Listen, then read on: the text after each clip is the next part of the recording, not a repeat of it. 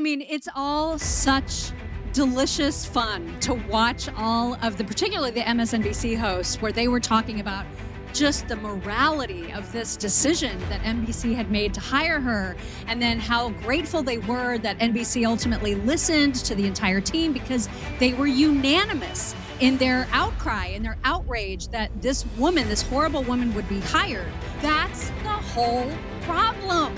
That's the problem, is that you guys are all unanimous in your one siloed way of thinking. This is the mainstream media. We know who they are. We knew before this happened, and they just played their hand in front of all. We know exactly who they were so pearl clutchy, and we were watching this in real time thinking, we see you. We totally see you. We know who you are. And it's obvious. All right, folks, it is Good Friday.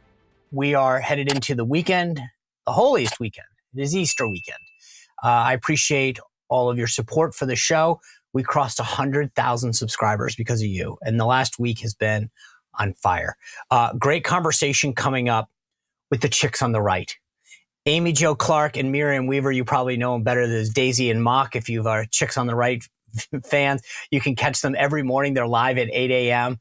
A great show and a great conversation headed our way. What's going on at NBC? I mean, they are in meltdown mode. And then I want to talk to him a little about what Governor DeSantis is doing down in Florida. He's banning squatters. He's going after social media. I mean, all the things that we talk about should be happening. He's leading the way on it, and he's doing it in Florida. Why aren't we seeing more of that in Washington? Break it all down with him. Before I do that, I want to tell you about two of the amazing sponsors that help bring this show to you, to all of us, for free because of their support. Let me tell you about two of them, and then we're going to get into it with Chicks on the Right.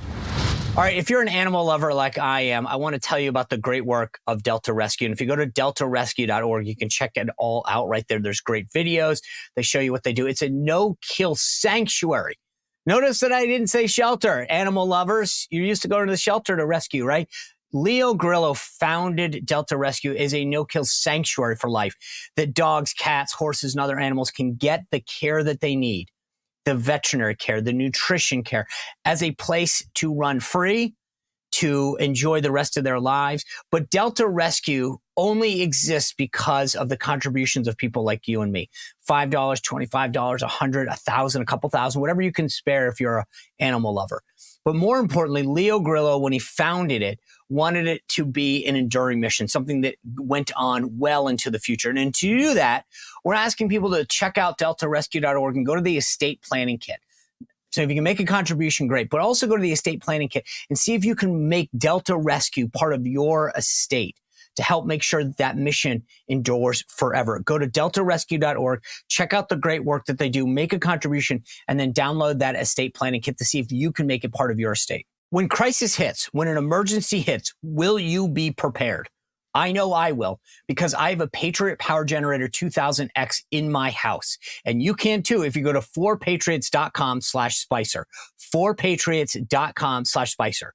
When the power goes out, whether that's a day, a couple days, a few weeks, maybe even a month, think about all the challenges that we face to our power grid, natural disasters and emergencies. You want to be ready. And with the Patriot Power Generator 2000X, you can power your refrigerator, devices, computers, tablets, phones, you name it. All the things that are important to you, your family, that can be taken care of. And you can bring the Patriot Power Generator into your house. No fumes, no gas, no noise. It's perfect. It's portable, and it charges on solar panels that come free with it. You don't have to worry about reloading it, bringing out gas, getting it filled, the fumes, the noise. No, the Patriot Power Generator is fully portable. It can go into your house. You can put it in your car, drive it somewhere, helping out a family friend. And again, it's completely powered by solar panels that come with it. So go to 4patriots.com/Spicer so that you are ready in an emergency or crisis. Ladies, welcome to the show. I'm so excited to have you. I know you guys start your day early, so it's nice for you to stick around and join us today.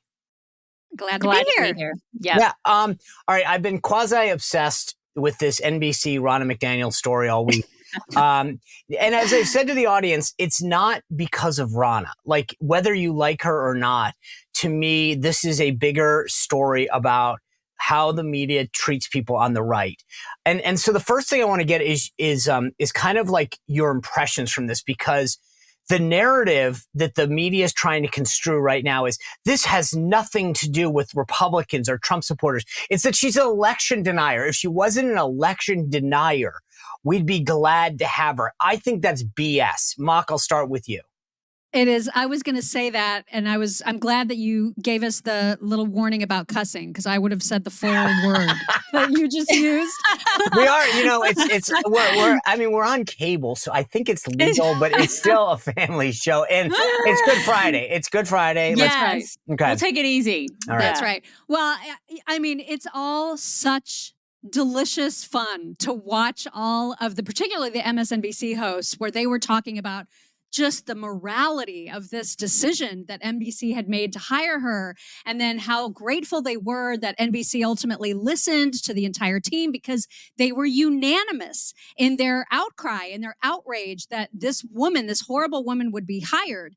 And I'm personally not a huge Ronna McDaniel fan in terms of the performance that she had at the RNC, but I find myself in a position where I want to defend her on this, because it is so absurd how clearly transparent all of those the media hosts were when they said we were unanimous in our desire to not have her here. And I'm like, that's the whole problem. That's the problem, is that you guys are all unanimous in your one siloed way of thinking. I don't know if any of you guys remember Charlie Rangel. He was the New York, Brooklyn congressman.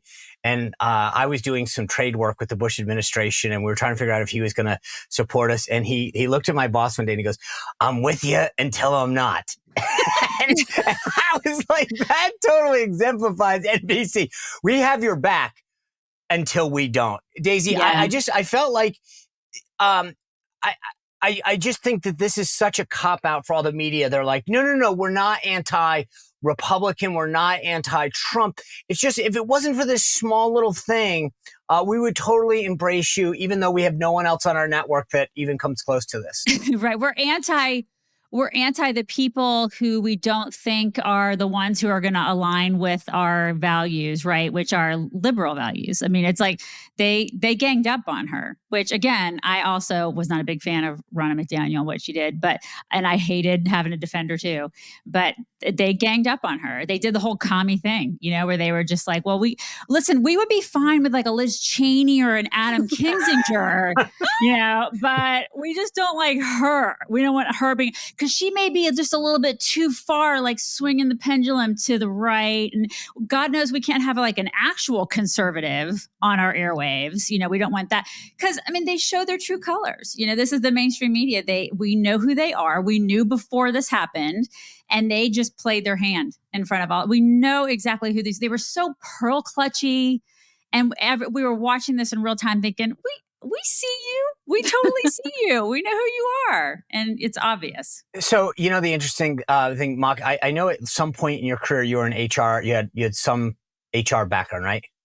I did. It's hard to believe that now. But this is why I want to call in this is where I want to reach into your expertise. Like, I was watching this happen on Sunday, right? And I tell people, I say it all the time on Sundays, I watch the shows so you don't have to. It's an addiction. I'm on step 8. I can't help it. I feel it's like some people, hate watch things or whatever. Like, I want to just see how bad it is. And when I saw Chuck Todd go, our bosses owe you an apology. Let me deal with the elephant in the room. Yeah. I think our bosses owe you an apology for putting you in this situation, because I don't know what to believe. She is now a paid contributor by NBC News. So I have no idea whether any answer she gave to you was because she didn't want to mess up her contract. She wants us to believe that she was speaking for the RNC when the RNC was paying for her. So she has credibility issues that she still has to deal with. Yeah. Is she speaking for herself, or is she speaking on behalf of who's paying her? Once at the RNC, she did say that, hey, I'm speaking for the party. I get that. That's part of the job. So what about here? I thought to myself, of every boss that I've ever had of 20 plus years in the military, that's the one where the boss calls up and goes, hey, can you come see me for a second? Yeah. I would just like your badge and we just locked you out of your computer, and today was your last day. Like this was truly the tail wagging the dog. The idea that not just Chuck Todd, but then all the MSNBCers felt that they had the right to go on and mock their boss's hiring. I get it if they wanted to have a private meeting or a town hall. Even then, I'd be like, dude, who do you think you are? But the idea that they went on air and publicly chastised the people that pay their bills, I thought was unbelievable. It was a complete spectacle and clearly kind of orchestrated, I think, because, if it was just Chuck Todd, I think maybe the executive team could have felt comfortable with giving him a hand slap and maybe a couple weeks suspension at the very least. But because all of the hosts collectively decided to rip on this decision, I think they had some strength in numbers a little bit. I'm just, this is a theory, but I think that they felt like they had some strength in numbers. And then Mika and Joe actually said they were the loud, worst. They said out loud, I cannot believe we weren't consulted. Right. I know. Like, you know what? Yeah. It's me, Joe Scarborough. How do you run this? In fact, the funny part about that, though, is I kept thinking it's actually, when you read into it, it was him saying, if we were consulted. And I think that the irony was you weren't. No one cares about your opinion, Joe. Exactly. It showed threadbare that they're like, do your show and go home. Like, we don't actually care what you think. We care about Maddow. But just answer me this from an HR standpoint. Legally speaking, and I'm not trying to, but just you're the only one that I know with a background in this. Like, is that like a fireable offense? Could they have gone to Chuck Todd afterwards and said, you going on air and publicly chastising us, hey, I'm sorry, we already demoted you once. This is now a fireable offense. You're out. I think so. I can't imagine that part of their contract doesn't have a statement in there somewhere that says you are not to publicly disparage your own employer. Like, I can't fathom that not being the case. So I would have thought that would have been a really easy way for them to let Chuck go. But again, it was everybody. It was all of their hosts collectively saying the same thing all at once, which was astonishing. And what other job have you ever worked at where it's been like, oh my God, they didn't ask me about this hire, unless it was a direct hire of mine? I don't remember ever being in corporate America and being like, I don't like that person, but like my bosses or the CEO didn't ask me about this hire. No one ever freaking asked me. But here's the thing, by the way, do you think that they asked, like, so for example, when Chuck Todd got hired or whatever, do you think that they asked the other people about Chuck Todd? Or do you think that when they, like, they think somehow they're special? I was like, wait a second. Absolutely. You didn't get, no one asked about you. You don't think they asked about Jen Psaki? I mean, like, that's not how it works. Exactly. So the thing that I found funny is, what people I don't think fully appreciate is that this was Chuck Todd's redemption tour. He had been booted from MSNBC. The viewers hated him. The ratings were way down. And this was his lifeline to the left, his home, where he came from. He's a Democratic operative coming into this job. And I think that viewers felt that he wasn't hewing to the left enough. And so he was trying to show, see, I am one of you guys. I'm chastising my own bosses. I'm criticizing Rana.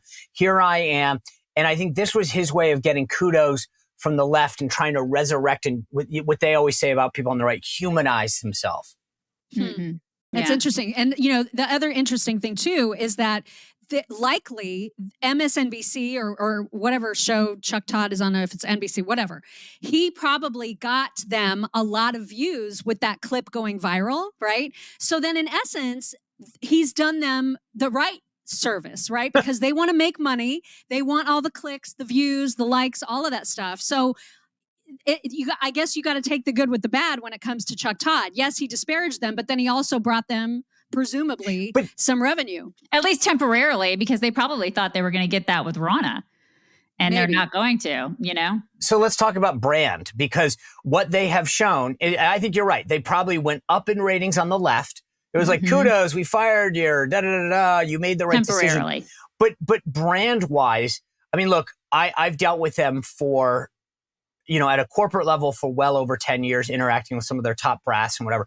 They want to be seen from an NBC standpoint, at least, maybe not an MSNBC standpoint, from an NBC standpoint, they want to be seen as independent, this trusted news source. Yeah, okay. I believe that this incident, Daisy, literally took them 10 steps backwards, because now everybody on the right says, okay, that's really who you are. Yeah, because we absolutely saw their true colors. We know exactly who they are and what they believe. And it was that gang mentality where they all just went against her. And it was just, it was so transparent.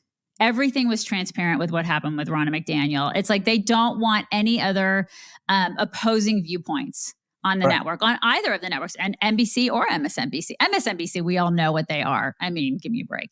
And then we thought, okay, well, maybe there's a little bit of like a glimmer of hope. And listen, I wasn't excited about the hire. Just, it's not like I was going to go watch it, just willingly. We were going to probably use it for clips and whatnot. But I mean, it's fine. It would have been entertaining to say the least. But I mean, I thought, okay, well, maybe there's just a little glimmer of hope, and there's no hope. There's no hope at all, because they don't want any opposing viewpoints or anything at all that would remotely be conservative or Republican leaning. You know what the thing is? I truly believe this is that whether it's the New York Times or Politico or NBC, what they're really afraid of is you and me explaining to somebody. It's sort of like when I talk about Trump versus Biden and people go, how can you support him? I go, okay, well, just objectively talk about this. The border, energy security, energy independence, the economy, foreign policy. We weren't in any wars. Russia wasn't hadn't annexed land for an entire 4 years. China wasn't as provocative. I mean, and people go, oh yeah. And they go, they don't want that point of view. They want to be able to talk about democracy under attack. They want to talk about the, Trump going to court and all this stuff. They actually don't want to talk about issues. They don't want to talk about the border. They don't want to talk about the invasion that's happening. They don't want to talk about the reality of the Biden crisis. I mean, just the other day, Biden said that he took the train many times, almost whatever it was, on a daily basis over the Francis Scott Key Bridge. At about 1:30, container ship struck the Francis Scott Key Bridge, which I've been over many, many times commuting from the state of Delaware, either on a train or by car. That is a 4-lane, traffic only, car only, truck only highway.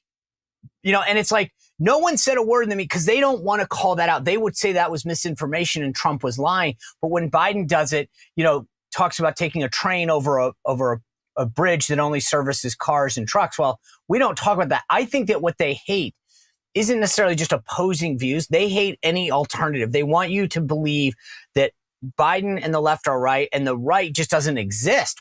There is no alternative view.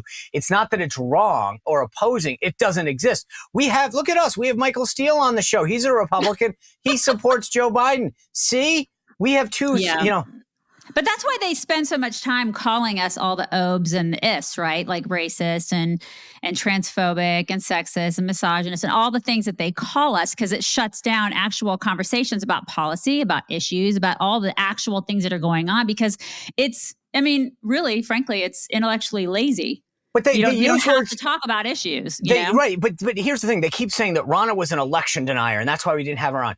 Listen, here's the thing. You can call me whatever you want, but did Pennsylvania follow their constitution? No. Did Wisconsin follow their voting regulations? No. Those are facts. Those are not about denying an election or not. Those are true facts. In fact, Pennsylvania had a Democrat appeals court rule against it in the last couple of days. Their constitution didn't allow early voting, and they went ahead and did it anyway. Katie, but hey, who cares? To call that election denial. In fact, they're the ones who are denying the reality. These organizations aren't following the laws and the regulations of their states.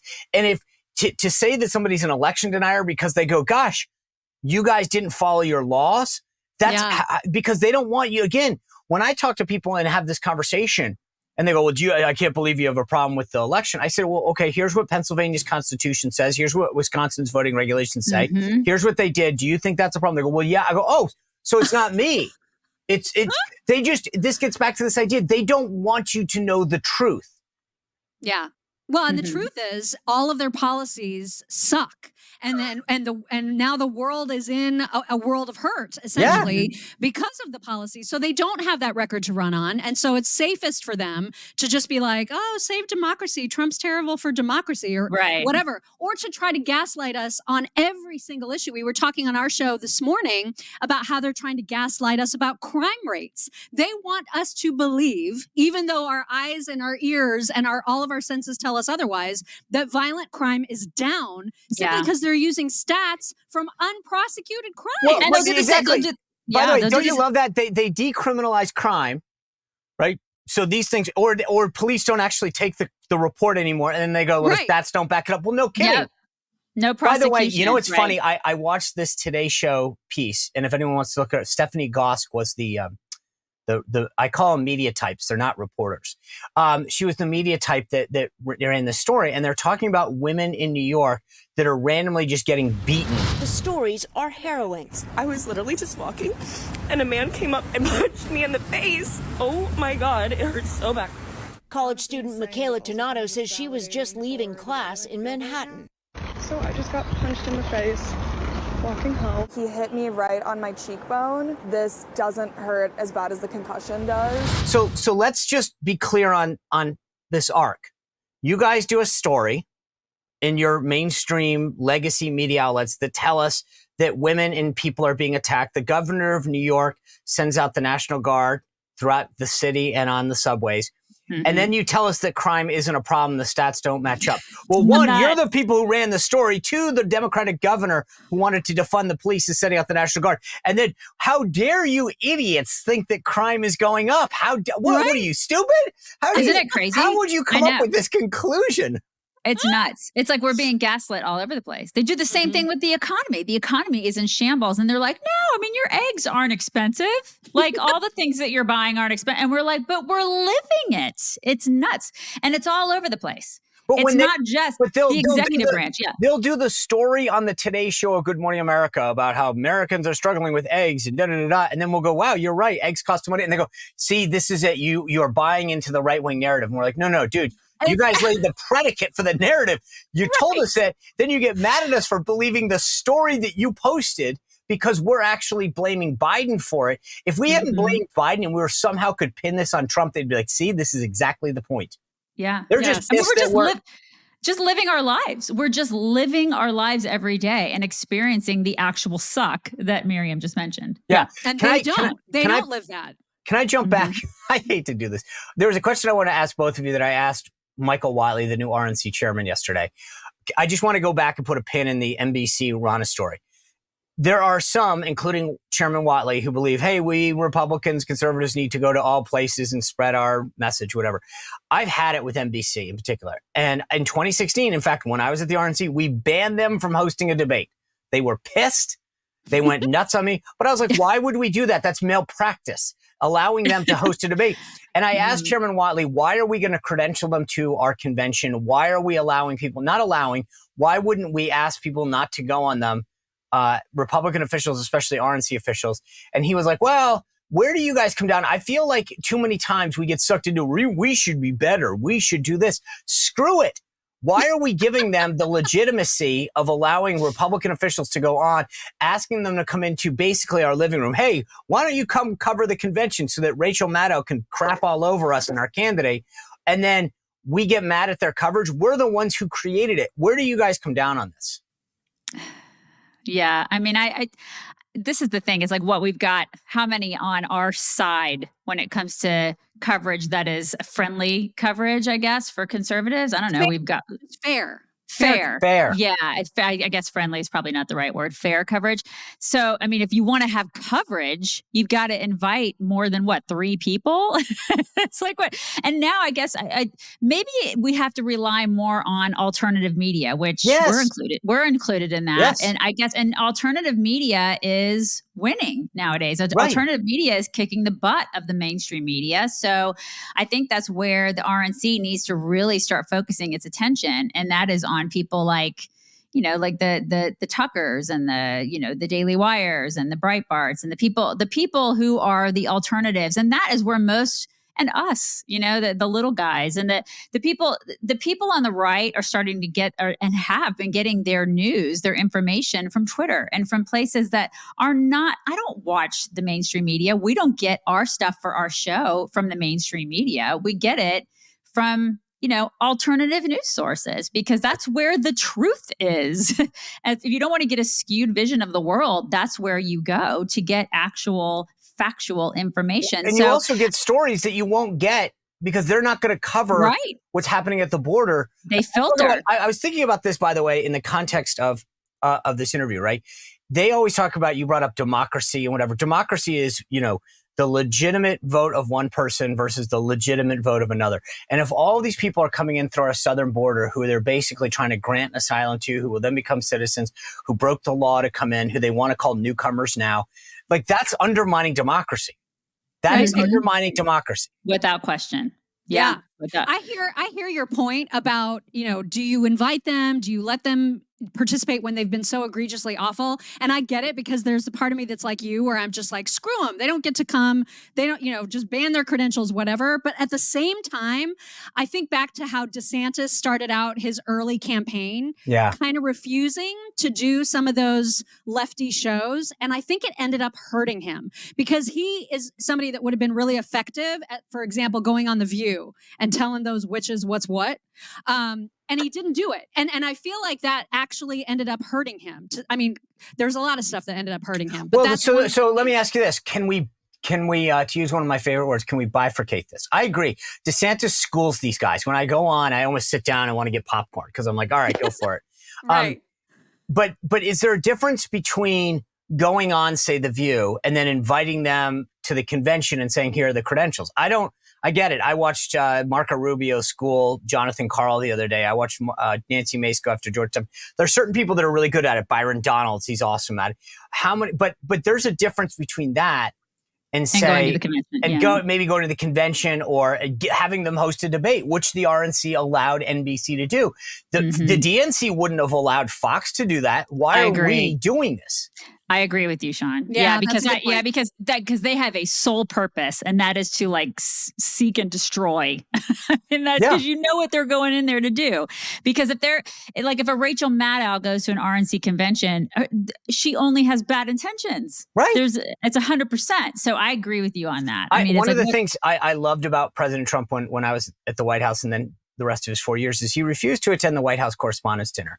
And the reason I thought that was a big deal is that it's a bunch of lefties who hire a far left comedian who then just makes fun of Republicans. And that's their First Amendment right. They have they have a right of assembly. They have a right to speak whatever. And there's a freedom of press, right? All in the First Amendment. God bless you. Go do what you want. But to sit there and be a potted plant and to legitimize their dinner and be like, oh, see, it was bipartisan. The president was there. Republicans were there. My view is, you want to go have your leftist dinner? Go for it. Have it. Have fun. Bring your Hollywood guests and all of your Planned Parenthood friends.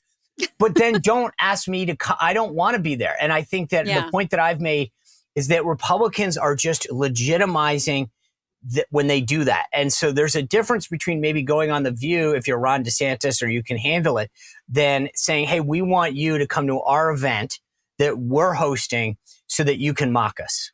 Yeah, well, we've talked about that a lot over the past 14 years, about how conservatives, Republicans, we've been very polite, and we tend to just take the high road and do that. And I think it's about time that we, stop doing that, because it's like the old adage, what you teach people how to treat you. Yep. And I think, in the case of the White House Correspondents' Dinner, he was like, yeah, you're not going to treat me like crap. I'm not going to do that. If you're like me and looking to secure your financial future, then I want you to do me a favor. Call my friends at Bishop Gold, 844-984-1616, or go to bishopgoldgroup.com/Sean and have a conversation with them, or check out the materials on the website, bishopgoldgroup.com/Sean, about how you can add precious metals to your investment strategy. Maybe you have an old 401k, an IRA, or you're just looking to diversify your investment strategy. I called them. I had a conversation about where I am in my financial planning, how we could add financial metals to my strategy, right? So I invested my money with them. You get hit up from a lot of groups all over. I see it every day when I watch TV or I'm online. I trust the people at Bishop Gold Group.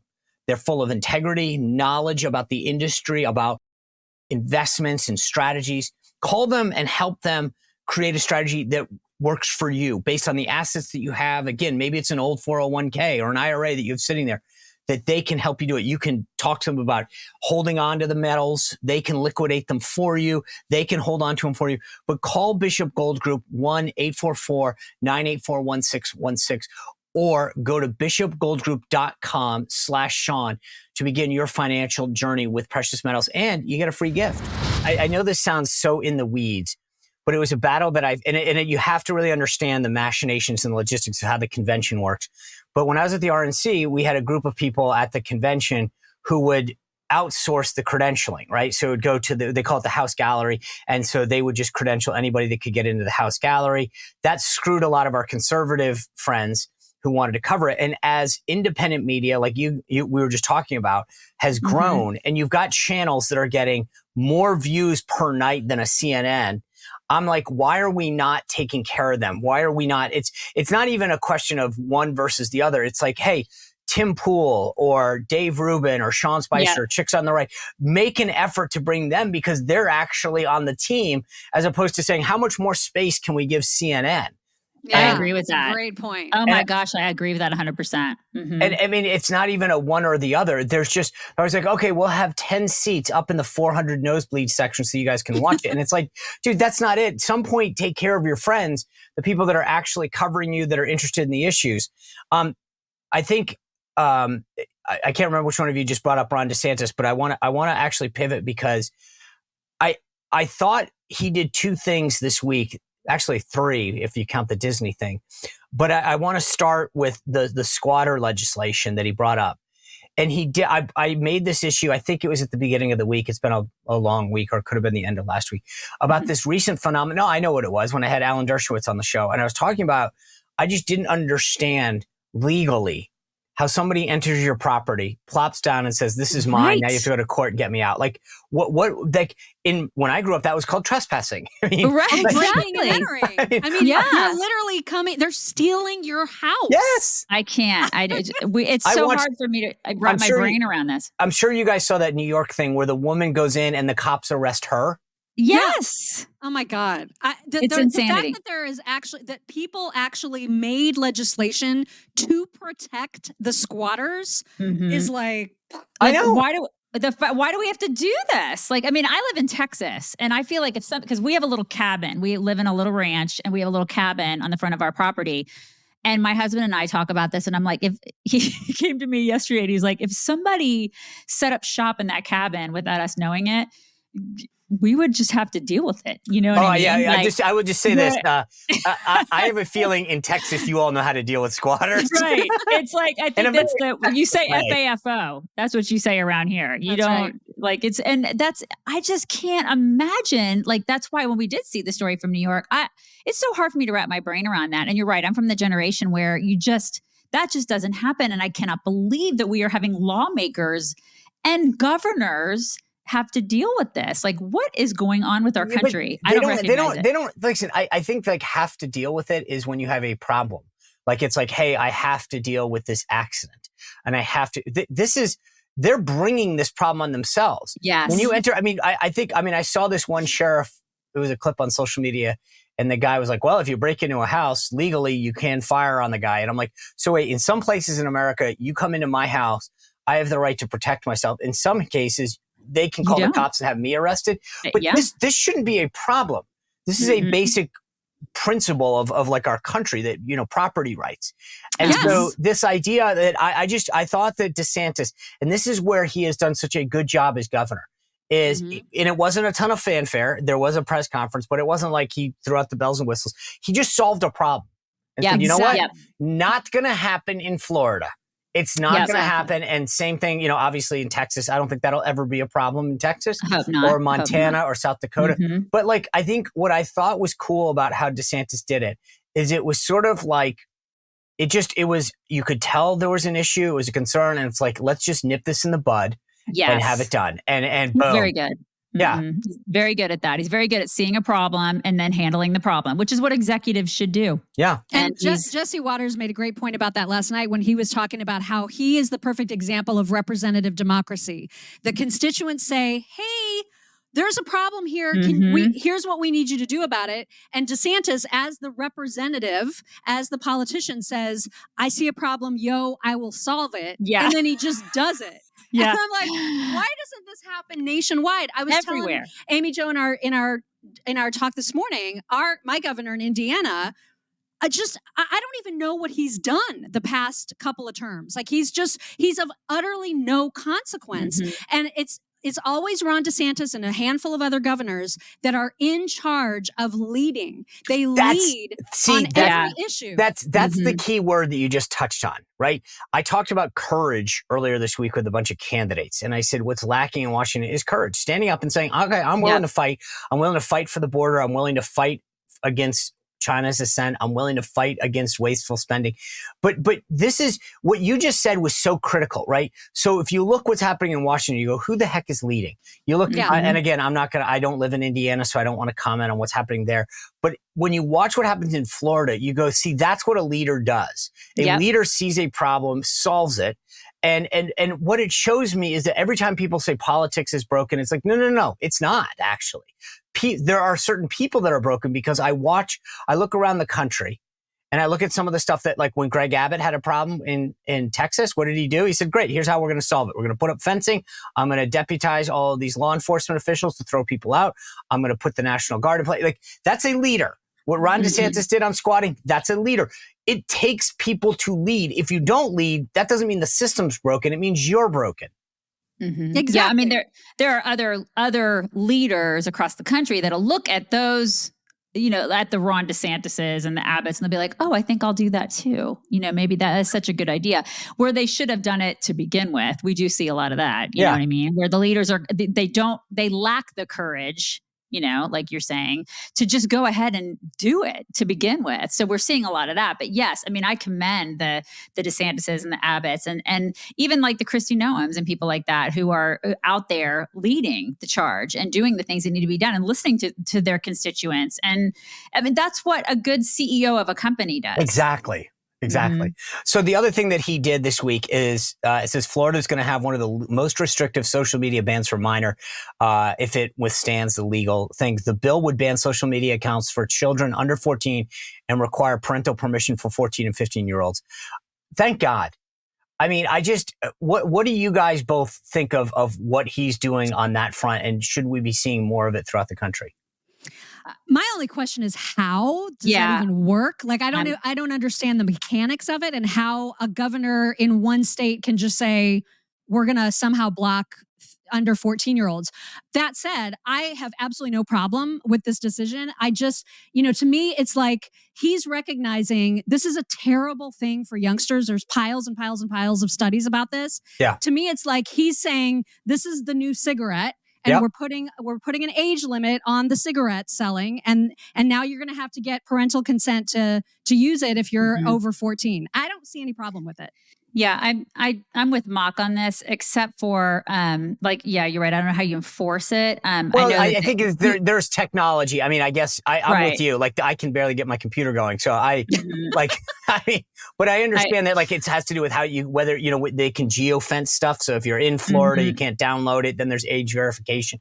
But I get that part of it. But I'm like, again, this gets back to lead and then figure it out. And I'm a mother of a 14-year-old, and I will say, stalk your kids, be a parent. Maybe we should be pushing that more in this country is be a good parent, be a present parent, be a stalky parent where you are all up in their business and you are, stalking them. And if they are on social media, make sure you understand what that social media is all about. Either keep them off of it entirely, or if you pick and choose what social media they're on, make sure that you have all their passwords, that you are all up in their DMs, that you are stalking them and you know what they're on and who they're talking to every single day. That's how I feel about that. There's a new book out this week from Jonathan Haidt, who was the previous author of Coddling of the American Mind. I don't know if either of you guys are aware of it, but I just ordered it. And the studies, he looks at social media for kids and just talks about how frankly destructful it is,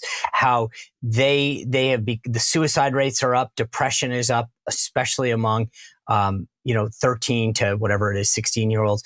And the cigarette analogy is perfect. Mock, I think that like we're watching this happen and there's so many people who are like holding their hands going, I just don't know what to do. And it's like, what do you mean you don't know what to do? If your kid was sitting there in your home, lighting up cigarette after cigarette, you'd be like, get that out of your mouth, put it out, like whatever. And we're sitting there like, God, I just don't know what to do. Exactly. We are being warned. And it's not just the depression, the suicide rates, but then we hear all these messages about what TikTok is doing to spread disinformation. And to captivate these kids and to create a degree of addiction.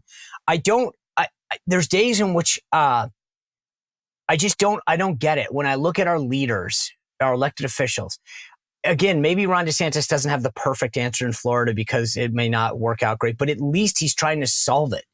And so many of these other guys sit there wringing their hands like, I just don't know what to do. And I'm like, what do you mean? Like, this to me has got to be the greatest threat that we face when you have the entire next generation of Americans who have an exponential higher rate of suicide, who have an undeniable higher rate of depression and anxiety. And we're all sitting around like, gosh, I just wish there was an answer. Yeah. And it would be, I mean, ideally, it starts at home, as Daisy said. I mean, to her point, you want parents to be doing the right thing. Unfortunately, in many households, that's not happening. And so in some way, I think what DeSantis is trying to do is make it easier for parents in some respects to know that they don't have to succumb to the pressure that their kids feel when their friends are on social media. So if you've got a 14-year-old who's like, well, so-and-so's on TikTok, how come I can't be on TikTok? This actually helps parents a little bit with not having to deal with that pressure and they can say, well, it's not legal. You know what I mean? Like you're not allowed to be on it. So it does take a little bit of the pressure away. But again, if kids know that, listen, all it takes is parental consent, you know, you've got some wiggle room there. But I understand the sentiment because it is like cigarettes in that, you know, there's no benefit, almost no benefit of kids that young being on it without tons of supervision. Like, you know what I mean?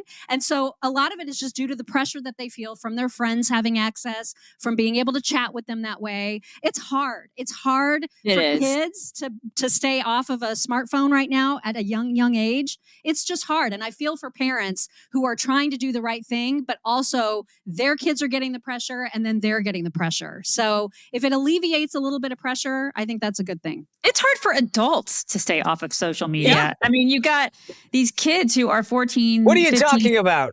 Right. I mean, because like the 14 to 16-year-olds who are addicted to their phones, their parents are looking at them going, you need to get off your phones while they're scrolling TikTok. You know what I mean? It's like, oh my gosh. No. There's crazy. Plenty of times, there's plenty of dinners when I'm trying to have a conversation with my wife and then she's just like, are you literally scrolling right now? And I'm like, no.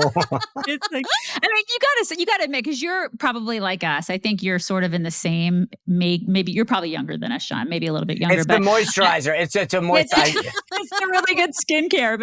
But I miss the 80s. This is why we talk about it all the time. We miss the 80s and 90s before we became this heads down, you know, not intimately engaged in conversation generation. You know, I weep for my kids when it comes to that. I really wish they had more of that, you know? And that is the big issue, is that it's both a peer pressure thing. But then, I mean, I know that there's this struggle, right? That you can't, as a parent, be there 24/7. And so you can say, hey, I want you to take this phone to baseball practice or, you know, to Glee Club after school, whatever it is. But then don't you dare look at a video that's getting spread or that your friends are sending you. It just doesn't, it's hard to be there. And that's why I'm not a big believer, but for the same reason, I think the cigarette analogy is spot on. We wouldn't say, okay, parents, if you don't want your kids to smoke, just don't give them access to cigarettes. It's like, at some point, the government has a right and an obligation to protect us. And if we know... That's its only job, actually. Right, exactly. That is their number one job, yeah. I mean, heck, they're giving out free phones down at the border. So maybe that's part of the problem, is that they can't help themselves giving it out. But I think part of this, though, is political. The Dems know that these messages that are being sent out benefit them. And that's the problem, is that they don't want to be like, they know that TikTok in particular, I think, leans to a voting demographic that largely benefits them. And I think that's part of the problem, is that Democrats don't want to give up a political edge. And and I think that's unfortunate, because, as we said, I mean, there's a real health crisis here for the next generation of Americans. And And I just don't think that I see too many of our elected officials standing up and saying, I'm willing to take the heat for this. Right. Because that's why the White House is still on TikTok. Yeah. Oh, yeah. Yeah. That to still me, there. I mean, granted, their videos are horrible. The idea that he's talking about chocolate chip cookies and Mrs. Kelsey, I'm like, if you thought this was helping you, but that's again, the hypocrisy, right? It's like, don't put your kid on it, but then we're going to put a video that we hope reaches your kid. Exactly. Yeah, but they also use people like the Harry Sissons, and they have, celebrities that'll go out there and stump for them. I mean, Democrats have always been very good at that kind of stuff. They know exactly where culture lives. But the other thing is that the media is great on this. Like I watch these segments in the morning, and it's funny, despite TikTok being a spreader and a purveyor of misinformation, they have no problem talking about the segments that they do about, we're on TikTok today and we did this on TikTok. They'll tell you about it, and yet then they'll get all pissed off about misinformation. It's like, okay, well, you just promoted one of the biggest platforms of it. Yeah, it's exact. Oh gosh, I loathe TikTok. I loathe it. Yeah. All right. Well, ladies, thank you for joining me as we head into Easter weekend. I hope that you guys have a blessed Easter weekend. I appreciate you making the time to be here, and we will see you soon. This was great fun. So much. Thank you. It really was. Thank you. All right, folks. I hope you all have a blessed Easter weekend. I look forward to seeing you back here Monday. We've got a great group of guests lined up all weekend. Monday, we're going to take a look at Hollywood in a way that you probably have never, ever seen before, from people who are being successful, but Hollywood doesn't want you to know about it. I was shocked at the conversation that we're about to have. So Monday is a not miss show. Dave Rubin's going to be here as well next week. Have a great weekend. We'll see you back here on Monday. Make sure you continue to subscribe. YouTube, Rumble, Spotify, Apple, all of those places help us grow. Thank you for being here. We'll see you back on Monday. Well, if you enjoyed this content, make sure to like this video, subscribe, and click the notification bell to get more.